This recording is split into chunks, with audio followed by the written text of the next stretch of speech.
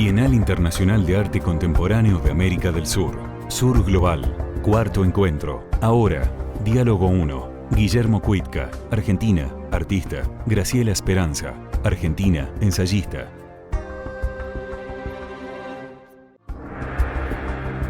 Guillermo Cuitca, pintor nacido en Buenos Aires en 1961, exhibió su trabajo en los museos más importantes y forma parte de las colecciones más prestigiosas, incluyendo el Met, MoMA, The Art Institute of Chicago, The Tate Gallery, Stedelijk Museum y el Museo Hirshhorn y Jardín de Esculturas. Su trabajo ha sido incluido en un gran número de exhibiciones internacionales, incluyendo en 2007 la Bienal de Venecia. Recibió 2 premios Konex, en ambos designándolo como uno de los 5 mejores pintores de la década en Argentina.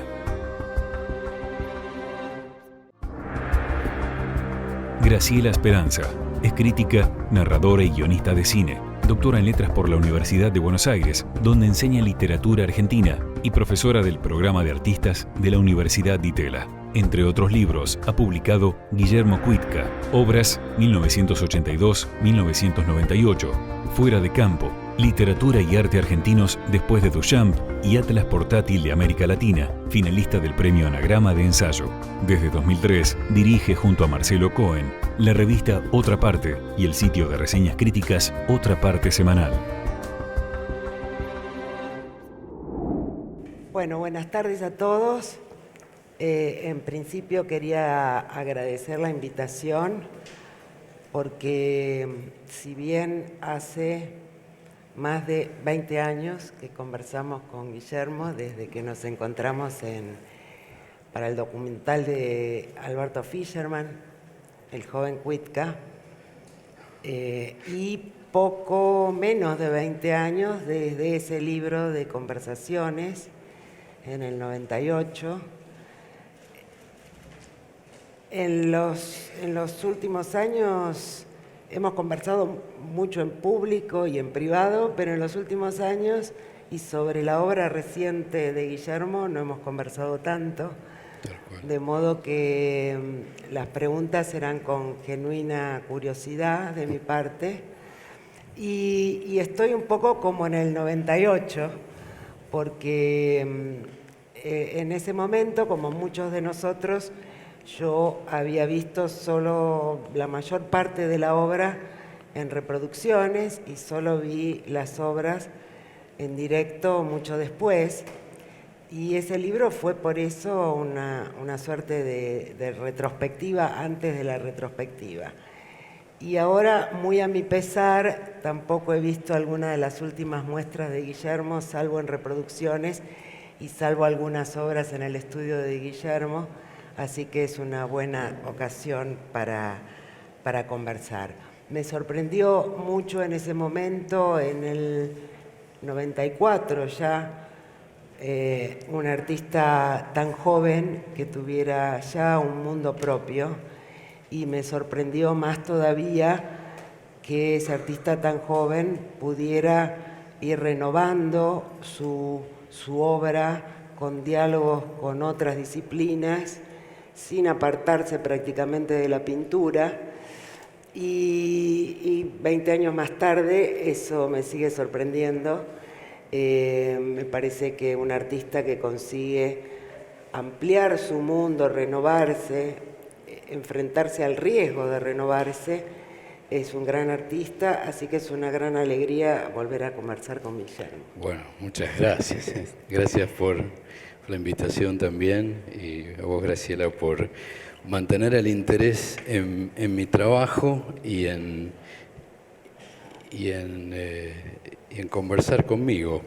Me preguntaba, escuchando recién a Diana, si de lo que vamos a hablar y lo que vamos a ver se puede articular de algún modo con los discursos del arte que intenta, quiere, a veces puede, a veces no, transformar la sociedad, y cómo esta obra íntima no lo intenta.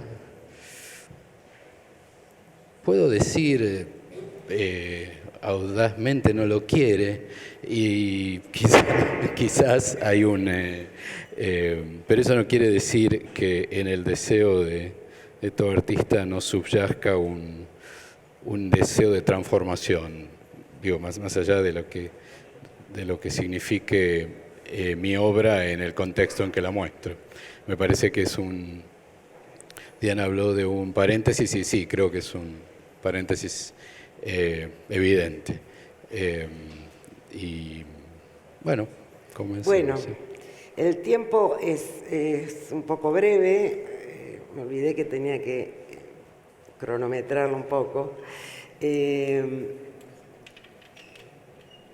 Así que lo que pensé era que podíamos hablar de la obra reciente y partir de un momento.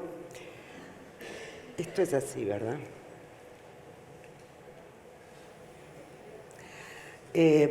Partir de un momento que, como muchos otros en tu obra, sin abandonar, no, había pedido que por favor lo paso yo, que no se pase automáticamente, por favor.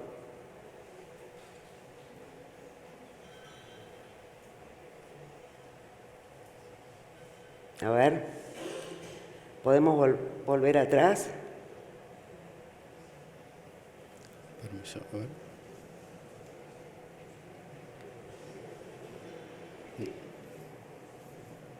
No sé dónde está el equipo de...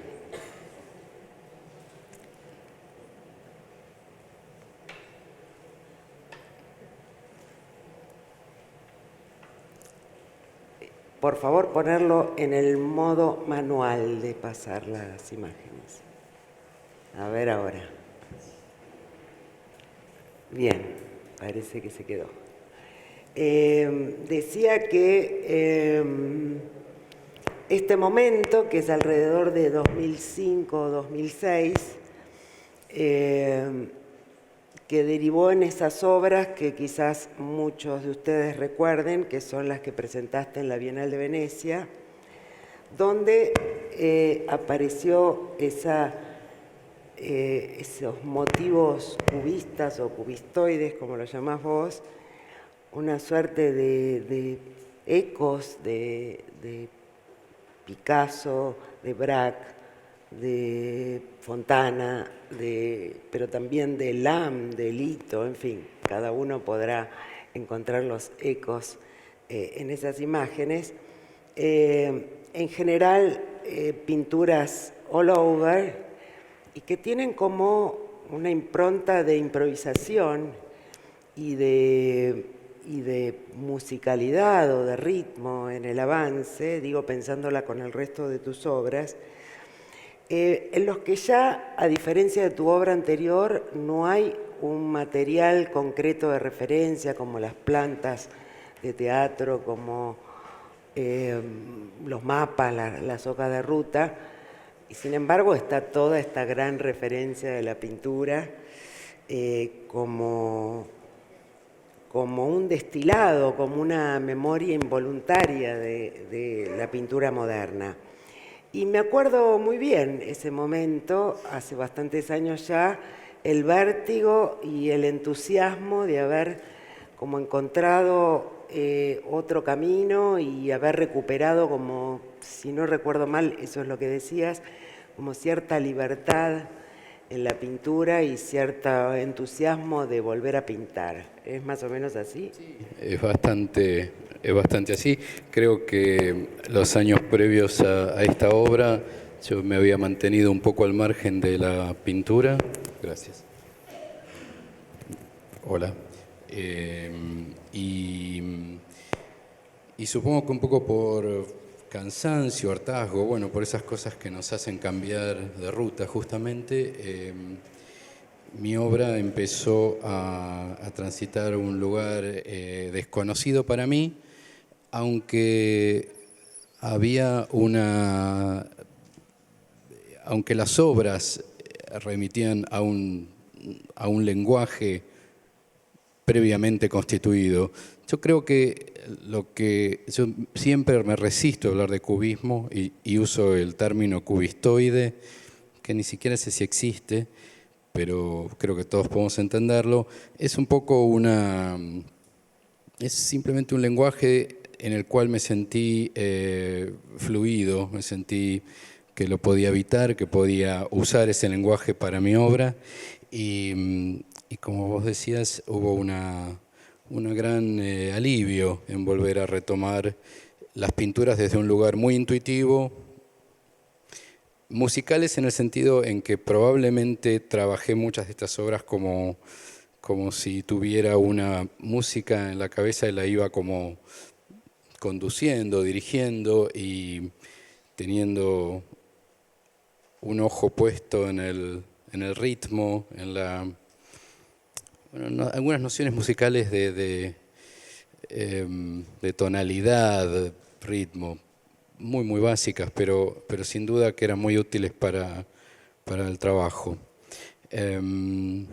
Así fue. Uy, ahora el mío. A ver, este es para atrás. Pensaba ahora, mirando retrospectivamente estas obras y tal como se mostraron en Venecia, que hay una expansión de la pintura en otro sentido, es decir, en la instalación de las obras mismas en el espacio, en la arquitectura, la iluminación. Y me crucé en estos días con una frase de Martin Kippenberger, el artista alemán, que me pareció bastante oportuna. Decía: colgar sencillamente una pintura en la pared y decir que eso es arte es lamentable. Lo que importa es toda la red. Cuando se habla de arte, todo entra en juego. En una galería es también el piso, la arquitectura, el color de las paredes.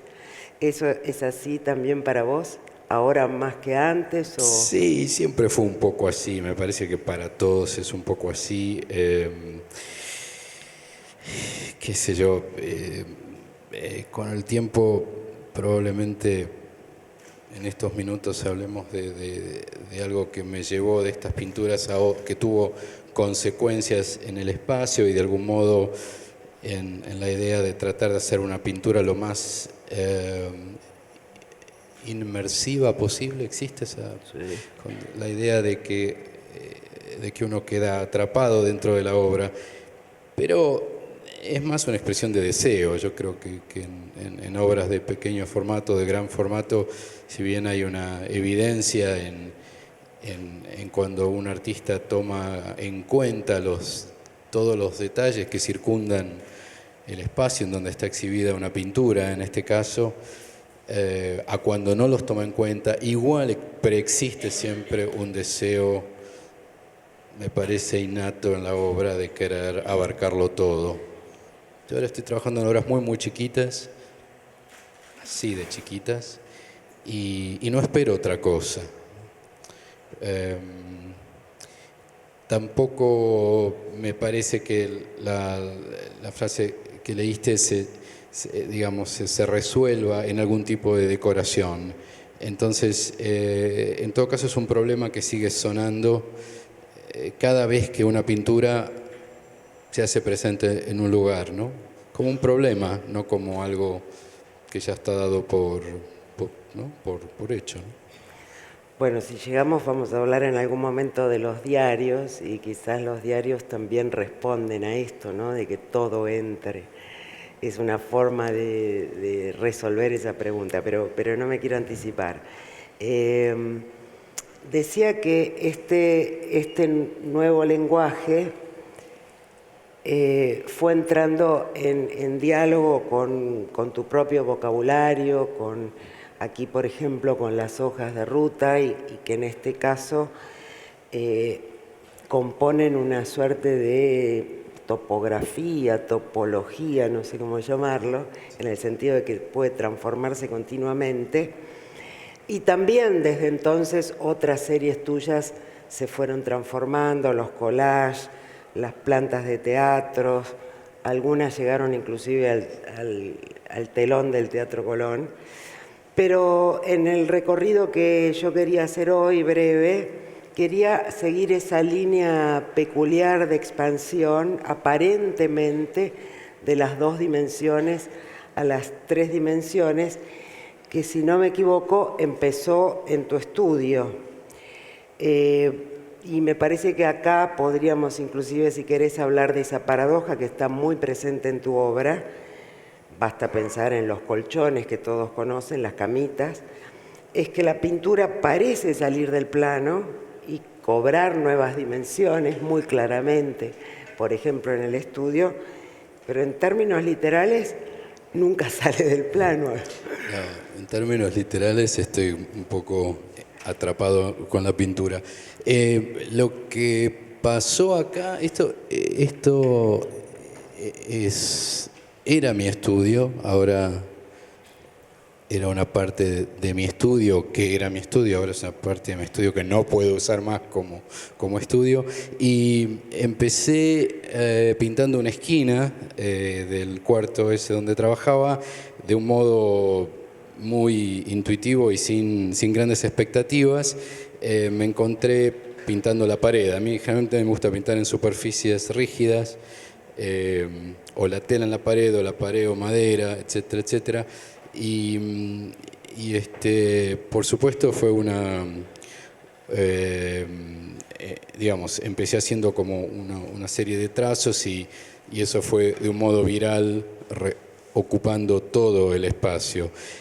Me parece que los pintores tenemos a veces muchas veces algún anhelo del plano a las tres dimensiones, del plano al volumen, a veces por ilusión lo trabajamos, a veces lo negamos, otras veces lo provocamos. Yo creo que digamos, que en ese sentido siempre fui un pintor que mantuvo una visión sobre los espacios tridimensionales visto con mucho interés, al mismo tiempo con una mezcla de interés, indiferencia, miedo, ganas, bueno, todo un repertorio de sentimientos. Que esta pintura haya finalmente invadido un espacio tridimensional, es como vos decías recién, es como que no se corrió un ápice de ser pictórica, ¿no? Y cuando digo esto no estoy queriendo, digamos, esto quizás lo digo muchas veces, no quiero embanderarme o llevar una antorcha sobre que la pintura debe no salir o sobre existir o no morir, etcétera, etcétera. Me tiene realmente sin cuidado. Puede morir, puede pasar lo que sea. ¿No?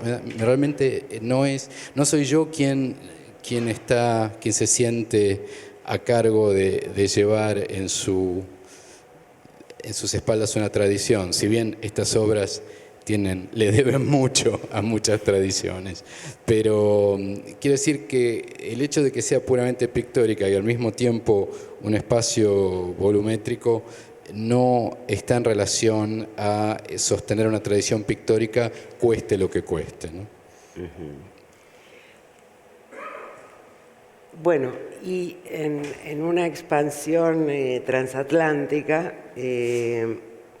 pasó de tu estudio, esta suerte de invasión del espacio, a un espacio público en otro lugar geográfico, distante en este caso, es el espacio que la Galería Hauser and Wirth tiene en Somerset, una especie de granja, ¿verdad? Donde pintaste las paredes del comedor. Sí, algo que llaman el dining room de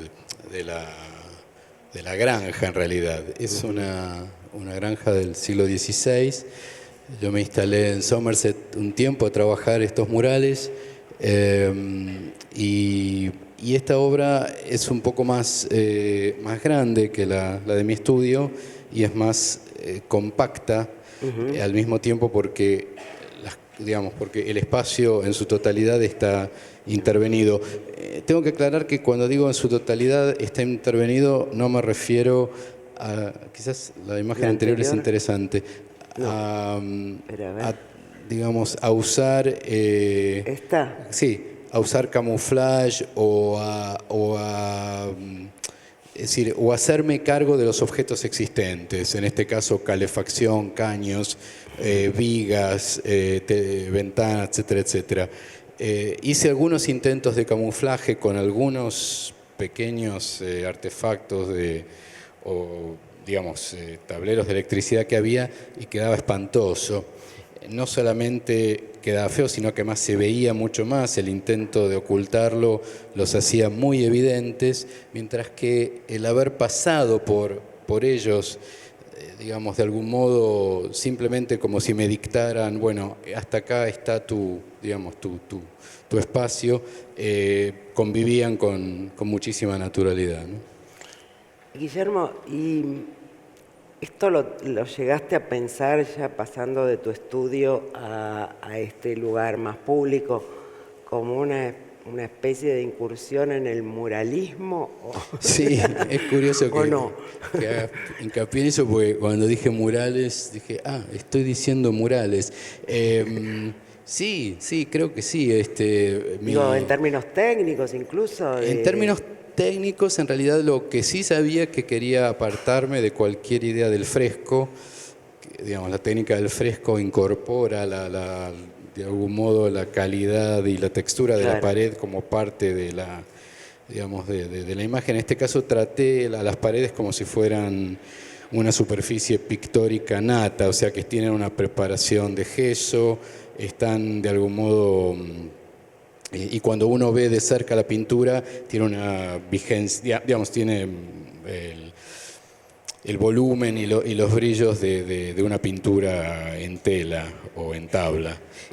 Sin embargo, lo que me quedó de anhelo, y cuando vos decís es como una especie de anhelo muralista, que era la de llevar estas obras a una escala muchísimo más grande, quizá muchísimo más pública y no sé, quizás es algo que suceda en el futuro, no lo sé. Y encontré, digamos, como quizás esto parezca una digresión, pero encontré que el hecho de pintar obras en lugares específicos, no sé si esto se tiene que ver con el site specific, porque es como otra, digamos, es otra la idea. Y al mismo tiempo haber pasado toda la vida peleando con el transporte de obras, los presupuestos, las cosas, es decir, que las instituciones digan sí a esto, no a esto. Es decir, dije, bueno, finalmente es mucho más fácil que la gente vaya a mirar las cosas que llevar las cosas a la gente. Es como, al final va a terminar siendo más barato decir, bueno, viajen y véanlo a mover cuadros alrededor del mundo. O sea, me gustó esa resistencia que tenía la pintura mural de aquí estoy yo, no me muevo, el que quiere que venga y lo mire. Muy bien. Por otro lado, muy difícil de reproducir fotográficamente. Sí, bueno, pero eso... Es más única, ¿no? Se le agregan unos cuantos... Pero bueno, yo te voy a contrariar un poquito porque me parece que es cierto, esta obra hay que ir a verla allí, pero me parece que fuiste encontrando una forma de hacerla más portátil, ¿no? Sí, todo lo que acabo de decir se borra con estas obras que surgieron después. Voy a mostrar varias imágenes y después volvemos. Esta es una obra donde, si bien yo me había quedado muy contento con la idea de que el espacio fuera no móvil y de algún modo tuviera los accidentes que tuviera, finalmente decidí desarrollar lo que se ve, un cubo, y a esto me refería cuando llamaba lo de la experiencia de inmersión. Y que fuera una pintura a la cual literalmente uno entraba. Es una idea simplísima, lo sé, no tiene muchos más, digamos, más implicaciones que esa, pero necesitaba, así como abandonarme al espacio existente, crear mi propio cubículo, ¿no? En este caso yo lo llamo, sí, son como células o construcciones pictóricas. Y decías también que son como escultura por fuera y pintura por dentro. Bueno, en el caso este sí, hay solamente dos obras hechas de esta manera. Tenían como digamos, vistas por fuera, es como una escultura minimalista, es un gran cubo blanco, no con un tratamiento del minimalismo clásico, sino más bien un tratamiento bastante rústico. Y por dentro es un espacio muy íntimo y pictórico. Sí, es como una especie de apodo que tiene la obra, que es algo así como, bueno, escultura por fuera y pintura por dentro, pero no sé mucho cuánto describe eso, ¿no? Sí, pero sí la idea de inmersión, ¿no? Pensaba en los sueños de Kurosawa, ¿no? Esa especie de fantasía que todo el mundo tiene de entrar en una obra, empezando sí, por Kurosawa, pero en este caso más surreal porque se trata de un paisaje, si se quiere, abstracto.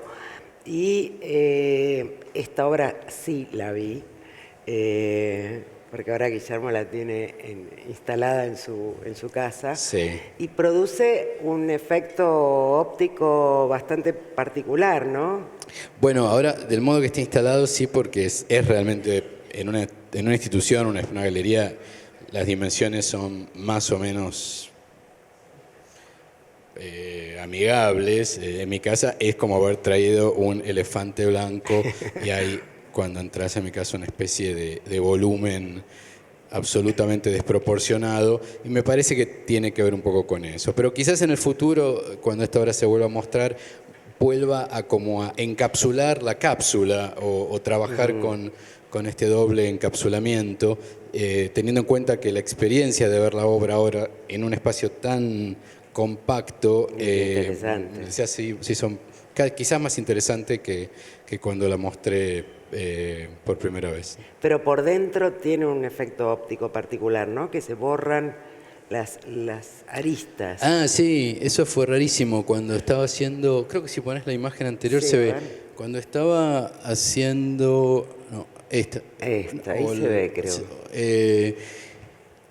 La obra en mi taller, empecé a darme cuenta que por el efecto, bueno, no sé bien por qué, pero me parece que por la forma tan angular Claro. de estos motivos, el vértice, o sea, la esquina del espacio, acá obviamente uno ve el piso y el techo, pero si tapamos el piso, si haces como una especie como de recuadro, es como si la obra se achatara, o sea, como si desapareciera el ángulo.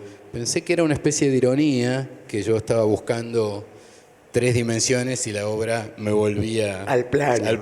o sea, como que me rebotaba. Pero es bastante eficaz ese efecto. Sucede, haga lo que haga, siempre pasa que la esquina tiende a desaparecer. Bueno, que es ese milagro, el 3D en el 2D. Sí, estoy seguro que alguien lo descubrió antes que yo, pero bueno. Bueno, y siguiendo esta línea de inmersión en un espacio surreal, quería que habláramos un poco de esta obra, Les Habitants, que allí están listados los artistas las obras de artistas que participaron. No quisiera hablar de Guillermo Cuitca como curador de esto, porque me parece que si hemos seguido esta línea, naturalmente la creación de un espacio surreal inmersivo es casi una obra tuya. Ahora vamos a ver las imágenes, pero aquí en principio quería mostrar las maquetas.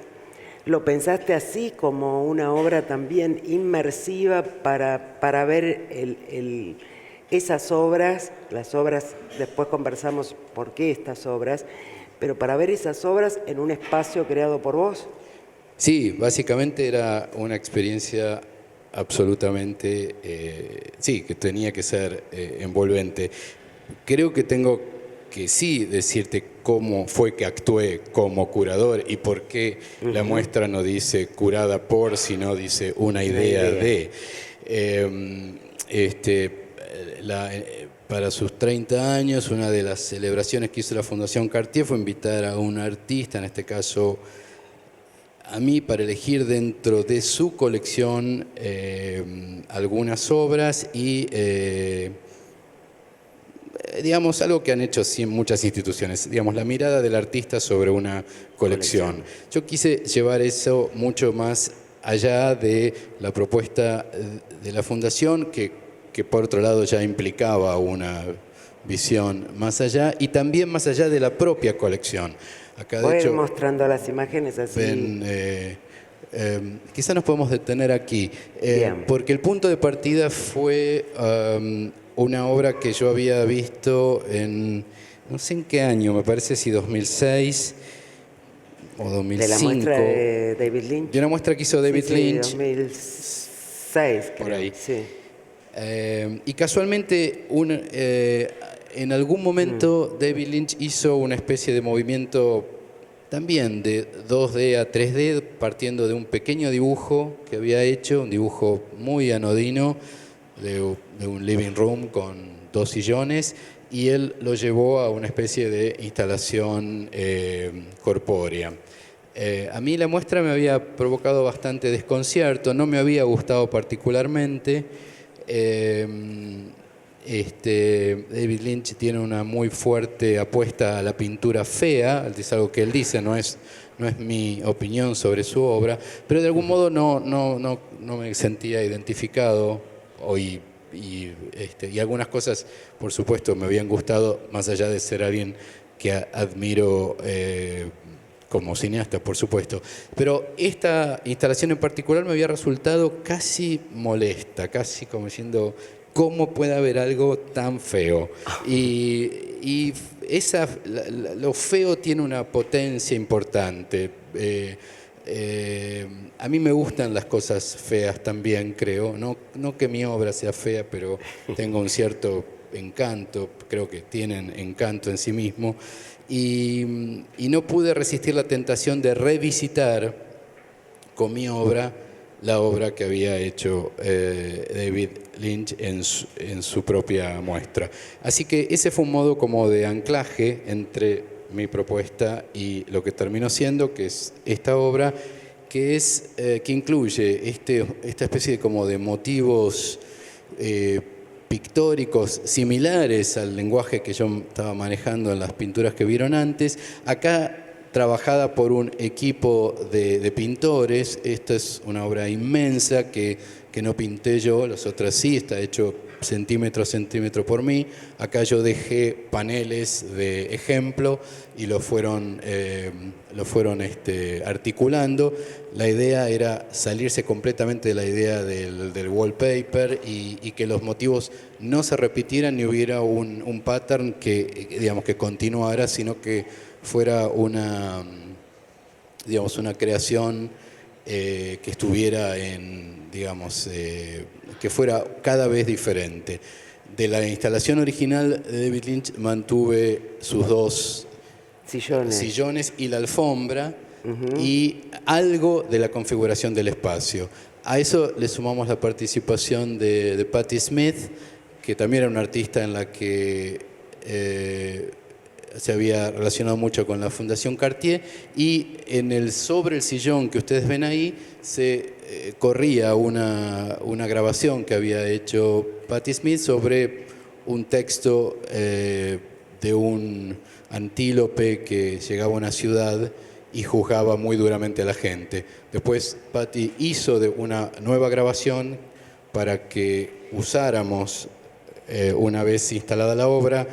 A mí me siguió gustando más la original, pero bueno, fue muy interesante que ella hiciera la performance, pero mantuvimos la primera de las versiones.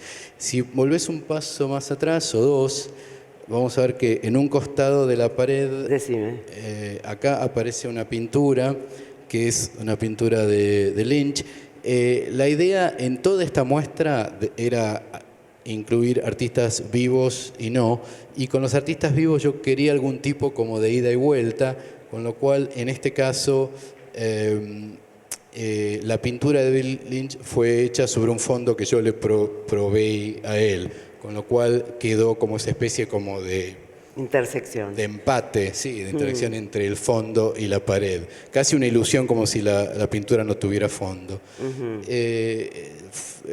Trabajar con algunos de estos artistas fue muy fácil, con otros no.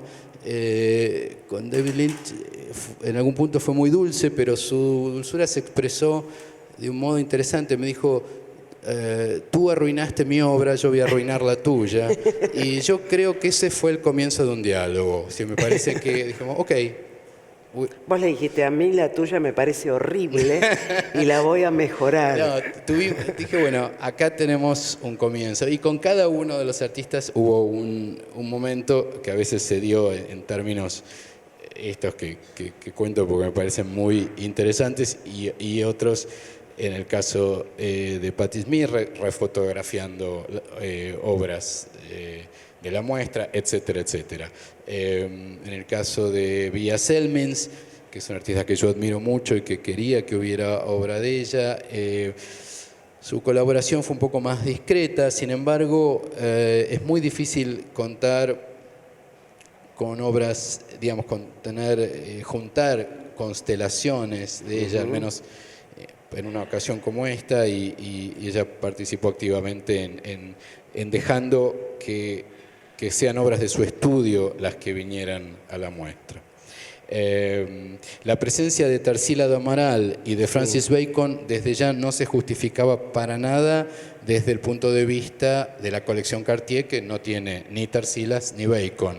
Entonces, ¿cómo se justificaba esta idea de incluir artistas que no tenían que ver con la colección? Y un poco ahí es donde yo pensé, primero quizás vale la pena que te cuente que esta muestra carece un poco de discurso. Es una experiencia visual, sensorial y de algún modo el discurso no quedó en mis manos y yo tampoco me preocupé mucho por adosarle un discurso crítico que primero no está en no me siento capaz de hacerlo y segundo no lo creía necesario. Pero sí me pareció que me encontré con un problema, y el problema de la historia, el problema de las colecciones, es que cuando uno quiere contar una historia, ¿cómo hace para contarla si tiene un límite que es el de acá hasta acá llega, o el límite es esto tenemos y esto no? Me pareció que rompiendo un poquito eso, digamos, saltándose esa barrera de mostrar una colección que no posee una obra de Bacon y una obra de Tarsila, no porque eso fuera un acto de justicia, son artistas que no necesitan de mí para que su grandeza sea reconocida. Me parecía que era un modo de también demostrar cómo yo podía interpretar lo que es una colección, que es en un sentido algo muy amplio, muy abierto, que la colección es también lo que no hay en la colección. En algún punto es eso, y la historia de la colección es lo que no hay. Y esto va cuenta también de que tanto David Lynch como yo somos dos artistas muy representados en la colección y muy influenciados por Bacon. Con lo cual Bacon no se entiende, o Lynch al menos sus pinturas no se entienden sin la presencia de Bacon. Y lo de Tarsila fue un capricho, pero es una obra muy hermosa. Sí, yo me quería detener precisamente en esta obra. Estamos en una larga conversación sobre una futura bienal y me parece que esta obra o el modo en que vos procediste para reunir estas obras es un gran estímulo para pensar formas alternativas de exhibición de arte contemporáneo, incluso de curaduría y también de pensamiento crítico, un modo con el que me siento muy afín, con la libertad y no me parece casual que haya una obra de Villa Selmins que es una constelación, con la libertad de las constelaciones, con la libertad del Atlas para traer el principio de Warburg, y que sobre todo tiene, tal como vos lo describiste muy claramente, la libertad de hacer las conexiones a partir de las propias elecciones de las obras.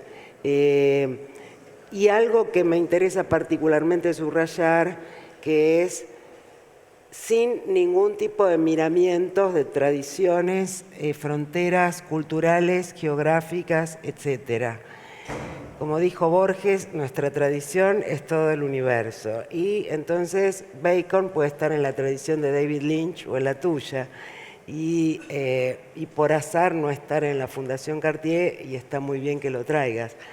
Me parecía bien interesante traer esta cuestión porque se trata de creación de espacios a partir de la imaginación visual, cultural, artística de un artista argentino en París, con la libertad de reunir esa enorme variedad de arte. Lamentablemente no lo vi, pero haremos fuerza para que esta obra llegue aquí. Fue una experiencia particular también para vos, supongo, sí, ¿no? Sí, sin duda. Quizás vale la pena que, digamos, que me meta en esto que estás diciendo desde el punto de vista de, digamos, haces mucho hincapié en la libertad, pero acá la libertad tenía mucho que ver con muchos medios. Yo nunca me enteré del presupuesto de esta muestra, de haber salido bastante, pero nunca lo supe. Con esto quiero decir que no es que me protegieron de saber o no, pero parecían presupuestos, digamos, abultados y sin límites. De hecho, si alguna cosa salía mal, se cambiaba y se repetía de un modo asombroso.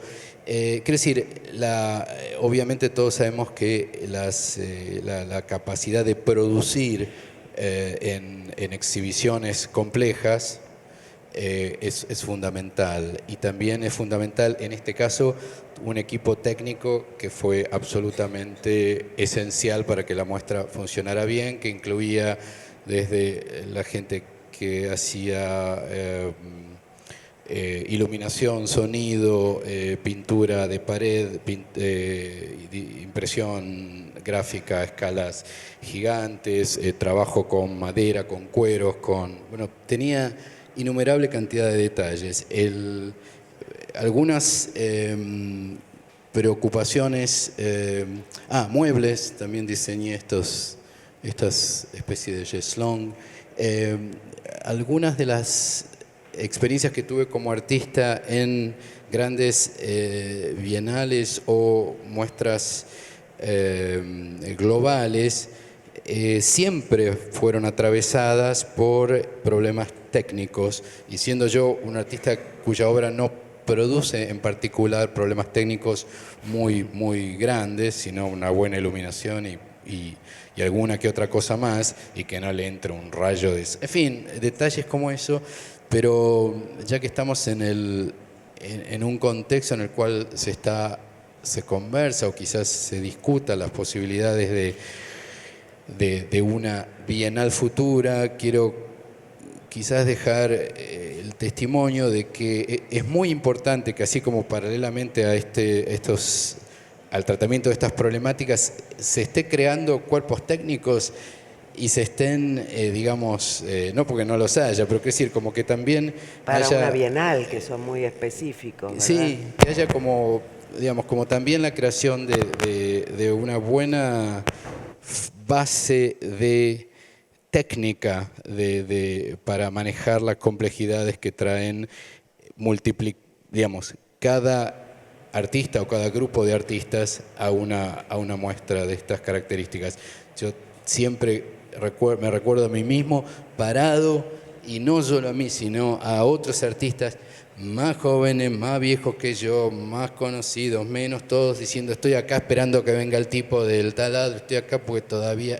No estoy hablando solo de la Argentina, estoy de todos lados, todos en algún momento quedamos varados porque el tipo con el carrito de las herramientas ya pasó, va a venir a las 2 horas.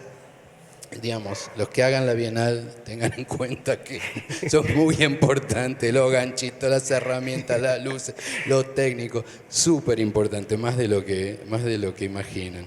Y esta obra, en este caso en particular, la libertad que tuve para hacerlo fue la de contar con todos los ganchitos y los clavitos del mundo y todos los técnicos para cada cosa en particular. Muy bien. Mensaje de Guillermo. Está muy bien, ¿no? Porque una bienal también es este aspecto, se hace en un tiempo limitado, hay que instalar muchísimas obras, tienen que quedar bien, porque si no es una especie de carpa, ¿no? Bueno, y quería hablar de otra obra, ya que íbamos en este camino a las 3 dimensiones. Rápidamente ahora quiero hablar de los diarios también. Esta obra que también, creo yo, responde a el desafío de salir del plano sin salir del plano, que surgió, supongo, a partir de la puesta, son unas telas de voile, ¿verdad?, de la puesta del holandés errante en el Colón, supongo. ¿Por qué las telas de voile? ¿Cómo fue esa idea? Cuando hice el trabajo para el Colón, quedaron en carpeta muchísimas imágenes y temas, y la idea de la cinta transportadora es un tema que apareció en mis pinturas, después en la escenografía, y después siguió como quedando en el aire. Es como si la imaginación no se detuvo. Yo no soy un escenógrafo y el proceso de escenografía no lo he hecho, trabajos escenográficos, pero no sé dónde parar. Con una pintura es como si supiera dónde retirarme. En cambio, con el trabajo teatral no supe dónde parar, y de algún modo mi cabeza siguió produciendo escenografías posibles para una ópera que ya se había hecho, ya había terminado, y ya digamos, y no quedaban posibilidades ni de reestrenos ni de correcciones. Entonces me parece que fue un problema principal de la imaginación y a su vez de estar trabajando con un medio al que conocía en parte.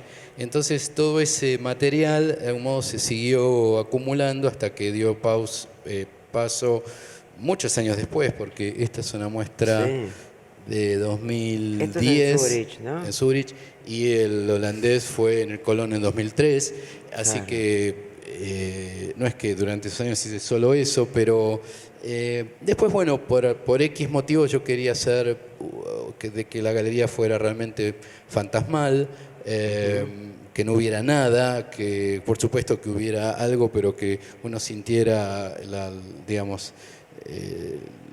sensación de la transparencia. Me pareció ideal para eso. Quizás la escenografía es una cosa tan sólida, tan contundente, tan definitiva, y quería quizás pasar a un medio que me permitiera aire y visibilidad a través, y de algún modo convertía al espectador que estaba mirando la obra en un actor para el otro espectador y viceversa, ¿no? Esto obviamente es una especulación, no sé si eso es lo que pasaba, pero de algún modo estas obras incorporaban bastante bien al otro que andaba por ahí mirando. Bueno, después de algunas búsquedas técnicas, este material, que en realidad es organza, pareció ideal para eso, y justo apareció la persona que podía imprimir en superficies inmensas estas imágenes en ese material. En fin, una serie también de condiciones de producción bastante específicas que dieron como lugar esta muestra y estas obras.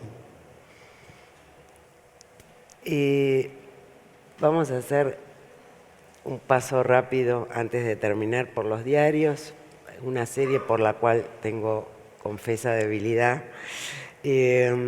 Quizás porque empezó casi cuando nos conocimos. Tal cual, ¿no? sí.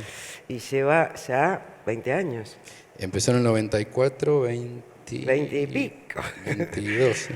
Bien. Y me parece que en esta serie, voy a pasar algunas imágenes, esta primera que vimos es del propio Guillermo trabajando en su mesa del estudio redonda, su mesa de jardín que dio origen a estas obras.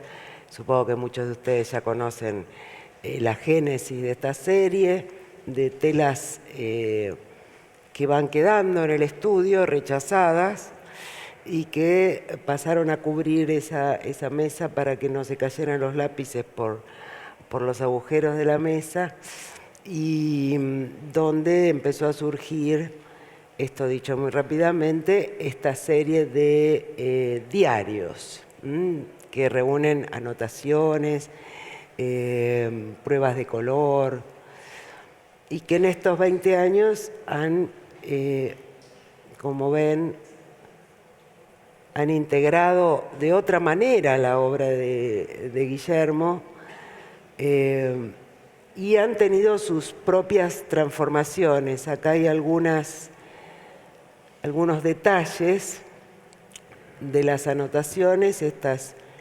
de las primeras de la serie, y creo que estos detalles, ahora volvemos, son de las últimas. Y decía que la obra pictórica se expande de otra manera en esta serie porque consigue también una ambición que creo que no solo tienen los artistas, sino también los escritores, de poder integrar finalmente todo lo que sucede en el espacio donde se trabaja a la obra misma. Bueno, hace muchas cosas esta obra, ¿no? Porque me parece que cuenta un relato sin ninguna trama, finalmente es el relato del día, pero sin ninguna trama. Es una obra abstracta, pero sin composición, en fin, muchos rasgos muy propios de esta obra que se inventó un género. Lo que quería preguntarte un poco para terminar, recuerdo muy bien cuando conversamos en el 98, y es una frase que siempre repito, que los diarios iban encontrando su lenguaje, según vos explicabas, despojándose de algunas cosas, agregando otras, pero que ese proceso era muy lento, tan lento que no sabías, era tu frase, si habías llegado a la pata de la Q de querido diario, 2 puntos. Te quería preguntar cómo se transformó esa serie en todo este tiempo y si por lo menos llegamos a la O de diario. Se transformó mucho en un sentido y en otro nada. O sea, la práctica de tener una obra que de algún modo fue un descarte, una obra que no llegó a ningún lugar o tocó fondo, y que ese sea el fondo sobre el cual yo escribo mis diarios, es permanente. Eso se mantuvo siempre y yo me sigo aproximando a estas mesas de un modo totalmente intuitivo, sin ningún plan y sin ninguna, digamos, y sin ninguna expectativa. Es algo muy distinto al de una pintura. Diría sin ambición también. Hay algunas transformaciones que quizás son interesantes, entre divertidas y que están condicionadas un poco por la época. En un momento estos diarios fueron realmente mi agenda, los números telefónicos y las direcciones de teléfono, perdón, de direcciones postales o de mails o los números responden a situaciones concretas. Yo buscaba, volvía a las anotaciones de ahí porque sabía que eso era parte de mi agenda y de algún modo, digamos, eso habrá empezado en un momento analógico y hoy por hoy obviamente no tenemos esa instancia donde desde nuestro teléfono sale el número para ir a un papel. Quiero decir, siempre queda envuelto en una trama donde nunca cae en el papel, realmente no hace falta, sería muy artificial de mi parte tener un llamado nuevo, copiar el número cuando sé que el número de teléfono o la dirección de mail ya están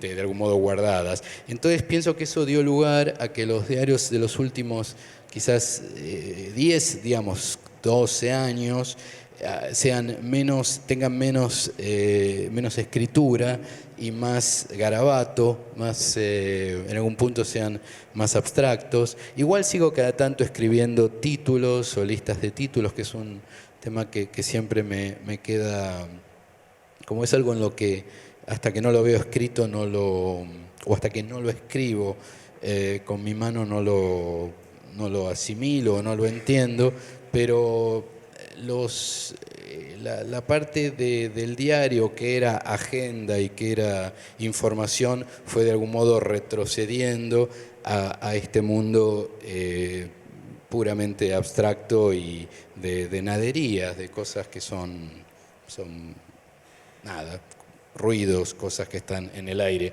Así que, para contestar tu pregunta, si adelantamos con la Q, te diría no, que fuimos para atrás, que ya no estamos más en la pasta de la Q, sino que es como si el movimiento del diario hubiera rebatido su propio paso y hubiera vuelto a escribir aún más lentamente que antes.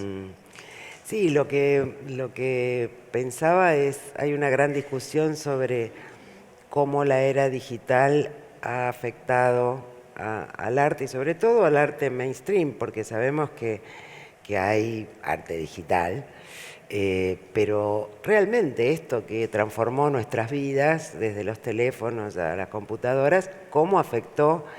Y es curioso ver que en tu obra, casi impensadamente, también transformó esta serie, aunque sea en parte, y su propio vocabulario lo despojó y quizás hizo tu lenguaje, aún por eso decís que va para atrás, aún más propio, más pictórico en algún sentido, ¿no? Puede ser, sí. Como sin otros lenguajes que como quedaron para los teléfonos. Sí. Es probable que algo de eso haya producido un empuje hacia atrás. Sin embargo, para mí el uso de la computadora está muy integrado a todo lo que hago. No porque haga bocetos pero no, digamos, no tengo modo ni espero tenerlo, porque me gustan mucho las computadoras, de estar, digamos, de alejarme, no alejarme voluntariamente, pero justamente de voluntariamente poner una pared donde el mundo digital no pueda, digamos, invadir el resto de las cosas que hago, ¿no? Es lo que sucede, ¿no? Es lo que sucede. Bueno, para nuestros cánones esto es un tiempo muy breve para conversar, pero bueno, esto sigue, así que dejaremos aquí. Bueno, Muchas gracias a todos.